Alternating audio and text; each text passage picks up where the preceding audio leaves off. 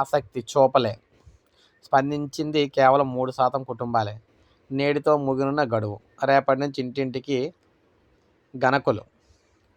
రాష్ట్ర వ్యాప్తంగా దేశానికి ఎంతో కీలకమైన జనాభా లెక్కల సేకరణలో స్వయంగా భాగస్వామ్యం పంచుకునేందుకు రాష్ట్ర ప్రజల ఆసక్తి కరువైంది.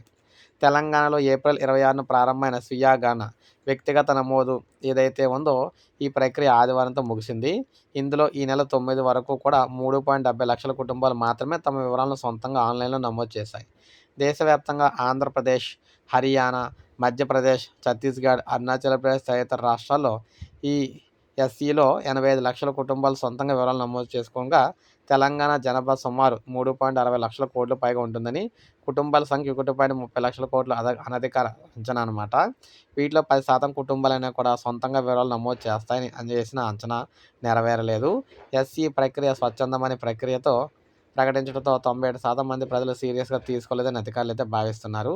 10 లక్షల మంది ఐటీ ఉద్యోగులు ఉన్నా కూడా తెలంగాణలో దాదాపు 10 లక్షల మంది ఐటీ ఉద్యోగులు ఉన్నారు. వారిలో సగం మేరకైనా ఆన్లైన్లో వివరాలు నమోదు చేయకపోవడంపై కేంద్ర జనాభా లెక్కల విభాగం ఆశ్చర్యం వ్యక్తం చేస్తుంది. ఐటీ రంగం ఉద్యోగులు ఎక్కువ శాతం మంది రంగారెడ్డి, మేడ్చల్ జిల్లాల పరిధిలోకి వచ్చే హైదరాబాద్ నగర ప్రాంతాల్లో పనిచేస్తున్నారు. కానీ ఈ 2 జిల్లాల్లో 76,000 మంది మాత్రమే ఆన్లైన్లో తమ కుటుంబ వివరాలను అయితే నమోదు చేశారు.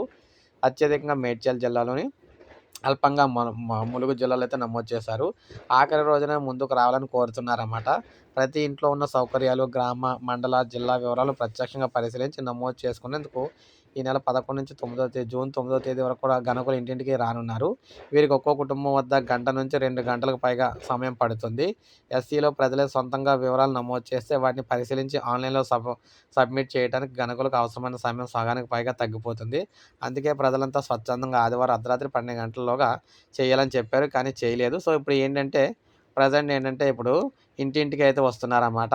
సో మనకి ఇంటింటికి వచ్చి తెలంగాణ వ్యాప్తంగా ఈ జనాభా లెక్కలు అయితే సేకరించబోతున్నారు రేపటి నుంచి. సో ఇది అప్డేట్. ఒక లైక్ చేయండి, సబ్స్క్రైబ్ చేసుకుని మన ఛానల్